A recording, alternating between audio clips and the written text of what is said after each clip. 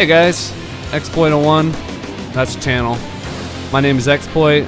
I want to make a video to the new players who are jumping in this game from Christmas or whatever.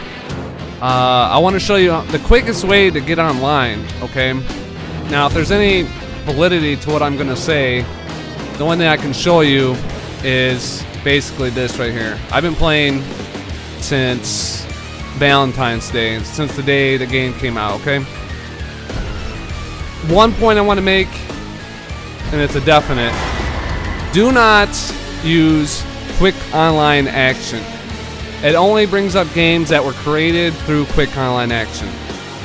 Okay, there's two ways to go into multiplayer. One is quick online action, and then there's multiplayer. And you hit online,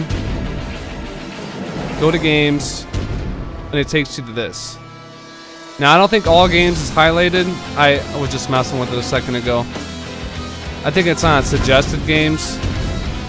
There may not be that many games in suggested games, depending on what time you get on. If I get on at like 6:30 in the morning, there's really like 5 games going on at one time. Okay, and they may not show up under suggested. I think that it depends on your ping and whatnot, but I think overall it's not very reliable.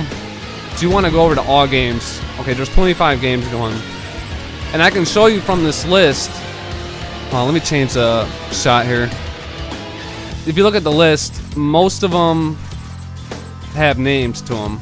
Anything that says like TMX game 8189 or 8119, this one right here, that was made in quick online matches. Okay, everything else, yeah, there's like 2 games. Now, okay, Team Last Man. If you were to try to jump in that game, being that's a quick online match, you would go to Team Objective in quick online action. It should throw me in that game. Let's see what happens. I'm thinking it should throw me in there. And if it doesn't, it's probably because of like ping or whatever. It's like not a good match, or I can't join it. Okay, it says joining game. If I couldn't join it, it would just create a game for me. Okay, that's kind of weird. I don't know why it does that. Team Last Man, that should be a team game. But I don't know, either way, it's just pointless. It's really pointless.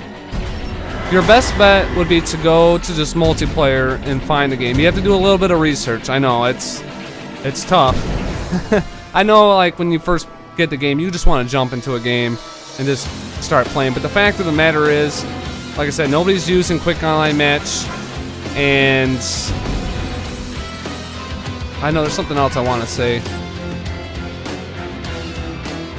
But like, you throw yourself into a room by yourself. It says join in game, but it really just creates one for you. It should be renamed Quick Online Lobby. So you're sitting there waiting, like, okay, some people will join, and it doesn't happen. That's partly the reason why.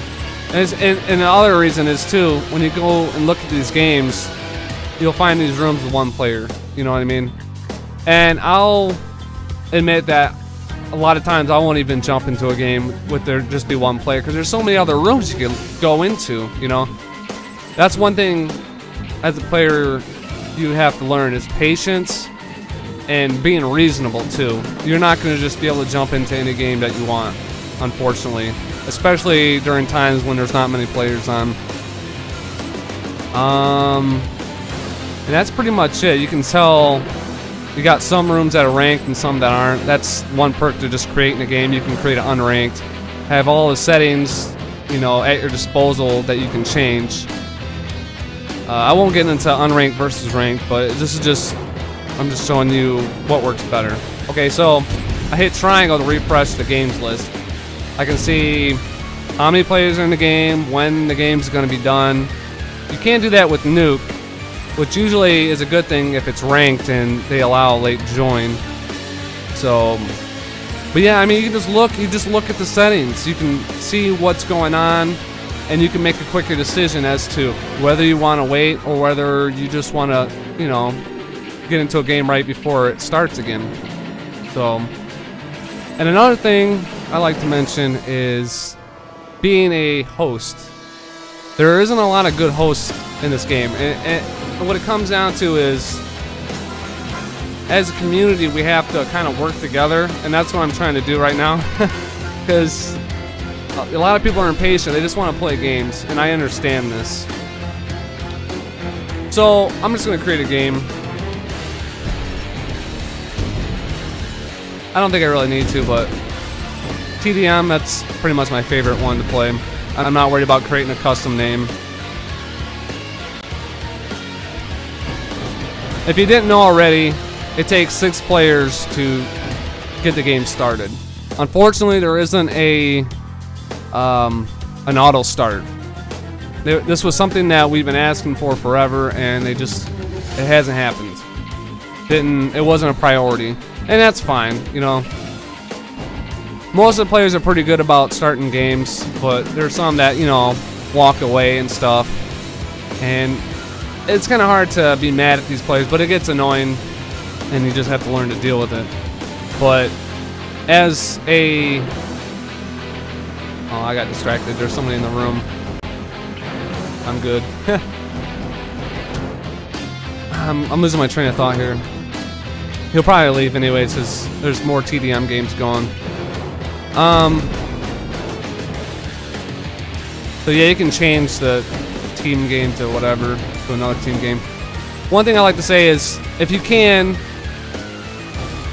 this is one big no-no in my book. I imagine there's a lot of other players that feel the same way, but either way, I'm just gonna say it.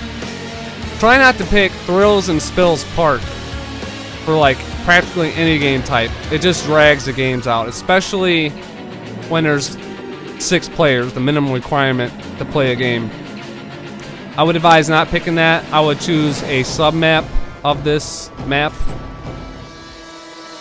It would probably be good for Nuke. And, you know, if you haven't played it, that's fine. You know, so be it. But all I ask is that you change the map after every game. Because people will get bored, and they'll get angry or whatever, and they'll decide to leave.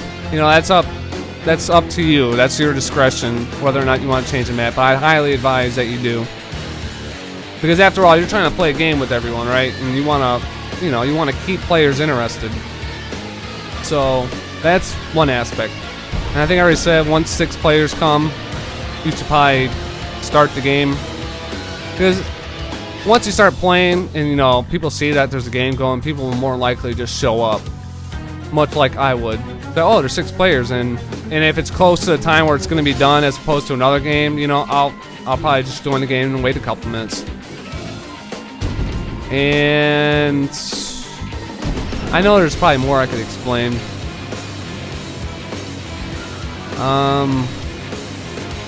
Yeah, like I was saying about hosts being hard to come by. You want to try to be the best host you can be, because there's really not that many. If you don't feel like waiting for another game, if you notice that there's games that you don't really want to play, then by all means, it's a good idea to start a new game. But there's a lot of team deathmatch, a couple nukes. See, there's a nuke. There's 2 players in it. They're in game. Oh, it's locked. I don't understand that. That must be just some sort of experimentation. Okay, this guy's... There's already a game of Nuke. I would try joining that first. That is, if you wanted to play Nuke. And there's this one, 4 players. And there's 2... Yeah, there's 2 games of Nuke. One was made with the... quick online action. This guy is just waiting. And then there's one that was created through multiplayer online. Both of which are waiting.